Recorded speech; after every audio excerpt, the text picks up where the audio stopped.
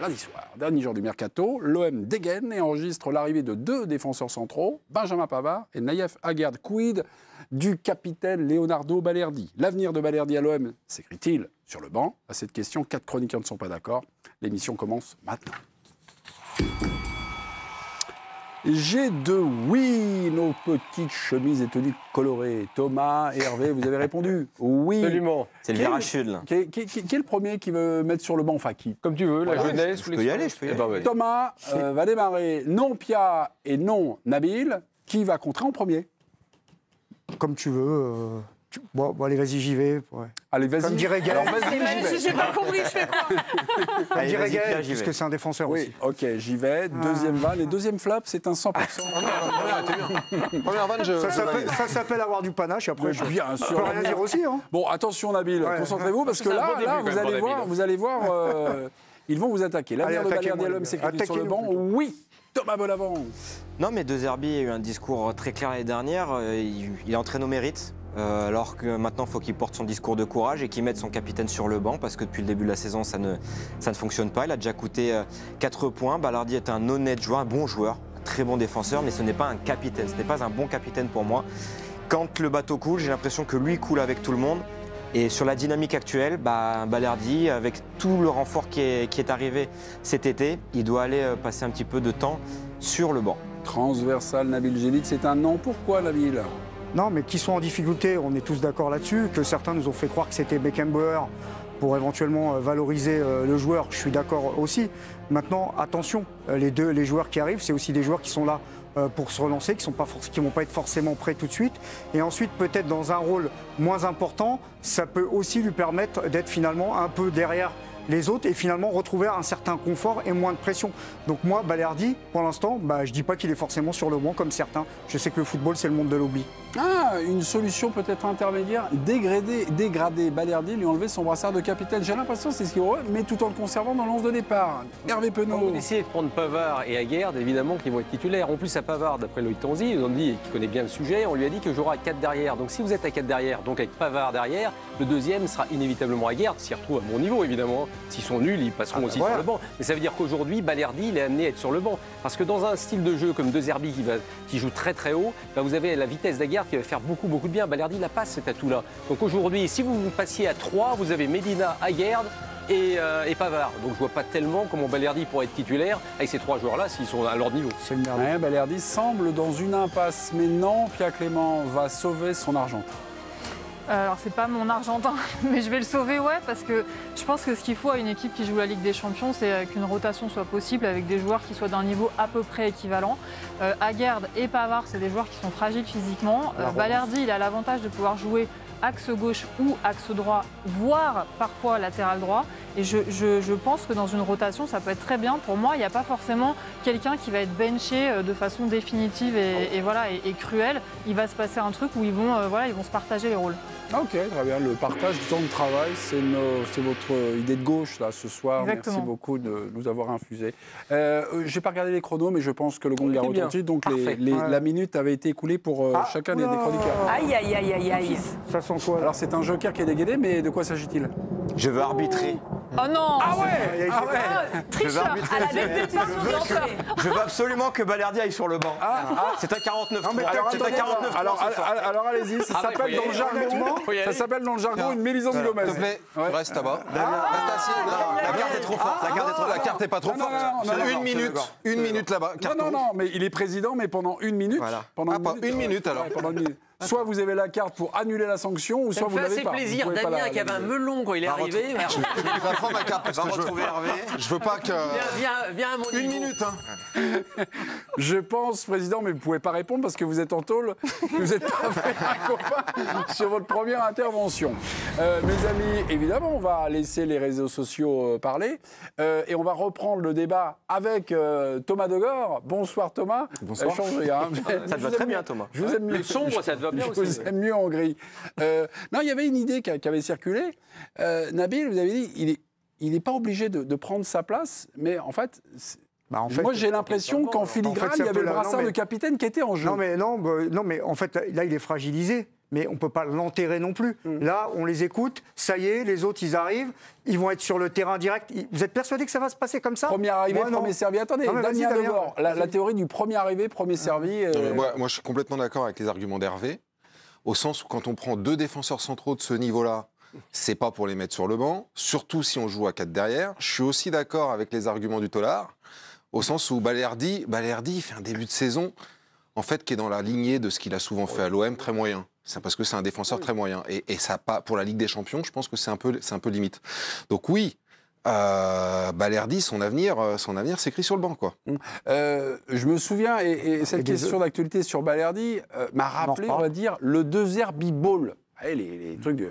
Bon, moi j'ai eu du mal à voir ce qu'il faisait à Brighton. Mais quand même, dans ses fondamentaux, il y avait quelque chose sur une relance, on va dire qui transperce la première ligne du défenseur central. Et Balerdi, il l'a, alors Balerdi, il l'a pas. Dans ce que j'allais dire, c'est... Non, enfin, Balerdi, c'est très étrange, parce que quand il est arrivé, on nous l'avait vendu comme un super espoir du foot argentin, un type incroyable et tout. On avait beau le regarder, c'était moyen plus. L'année dernière, il a été plutôt pas mal. Il ne faut pas non plus dire que c'est une pipe. Hein. C'est quand même un joueur de haut niveau. Bon, il avait été plutôt pas mal. Mais quand vous lui mettez des mecs plus forts que lui, alors qu'en plus, lui, il a un début de saison qui est très difficile, ben, il va se retrouver inévitablement en difficulté. En plus, l'idée de dire, bon, ils vont changer, comme ils vont faire une tournante, on va dire un jour, toi, un autre jour. En général, sur une défense centrale, vous restez un petit peu sur les acquis. Je peux enfin arbitrer ce débat ou... Bah, évidemment. Il va rester un petit peu en tôle, lui, son avenir. Reminute de tôle, s'il vous plaît. Thomas Bonavent. On peut dire qu'il est en train de prendre une vraie tôle, là. Là, c'est le début de saison de Balerdi, il n'y a rien qui va. Pia, vous avez la particularité à chaque fois de lever le doigt pour prendre l'opinion. Et mon regard là, de mouche, vous avez vu, qu'est-ce qui se passe? Vous voulez interpeller l'ancien président Damien Debord, le président Vaillant, sortant. Le seul qui a été interpellé, c'est Thomas, il est en prison. Ça, c'est pas mal. Je voudrais juste dire, ouais, pas mal. Meilleure blague de la soirée pour l'instant. Je voudrais juste dire que quand un joueur a des sauts de chaîne et de concentration pendant les matchs, ce qui est le cas de Balerdi, il a besoin de 2 choses. Soit il a besoin de concurrence, soit il a besoin d'être encadré par des joueurs qui ont plus de mental que lui, qui ont plus d'expérience aussi. Et pour moi, les 2 joueurs qui arrivent là, c'est aussi des joueurs qui vont pouvoir apporter ça à Balerdi. Et je suis désolée, mais vu ce qui se passe à l'OM, vu le départ de Rabiot, vu toutes les choses qui se sont passées ces 2-3 dernières années, à un moment, tu peux pas dire à un joueur, t'es capitaine, on a confiance en toi, t'as le brassard, et ensuite le couler en lui disant 20 minutes après les prestations match de merde. Oui, mais les prestations comptent quand même sur le terrain. Le brassard, ça te donne pas l'immunité, les joueurs, quoi. ils font des mauvaises prestations. Est-ce qu'ils sont dans un contexte où justement ça leur apporte la sérénité pour être des bons? C'est un autre débat. Damien, quand vous dites le brassard, ça t'empêche pas, ça te dédouane pas. C'est pas un totem. C'est pas une immunité. Mais est-ce que pour enlever son capitaine du 11 de départ, c'est, on va dire, un peu plus difficile? Mais non, mais s'il ne répond pas aux exigences du très haut niveau, la Ligue des Champions, il commence par qui? Par le Real Madrid. Ils ne peuvent pas se permettre de jouer avec un défenseur qui va être fragile, quand bien même est-il le capitaine. Le capitaine de Lens, c'est Sotoka, qui n'est pas titulaire. Ouais. Ok. Ouais, bon, L'OM et la malédiction du brassard. Écoutez bien ces quelques histoires et cet inventaire de Virginie. Oui, il ne fait pas bon de porter le brassard à Marseille. Les 3 derniers ont systématiquement été transférés l'année d'après. Bon, pour Balerdi, c'est pour l'interrogation pour l'instant, mais il y a eu Rongier avant lui, transféré à Rennes. Il y a eu Dimitri Payet, libéré, puis départ au Brésil. Et puis il y a eu Steve Mandanda, transféré à Rennes aussi. Vous lui retirez le brassard, là? Non, s'il est sur le banc, oui. Quand il est sur le banc. Mais quand il revient, non. Le passé de Balerdi à l'Olympique de Marseille nous a toujours prouvé qu'avec un vrai soldat, un vrai patron de défense à côté, il a toujours été meilleur. Moi, j'aime bien l'Angleterre. C'est-à-dire Mbemba, celui qu'on a mis par exemple.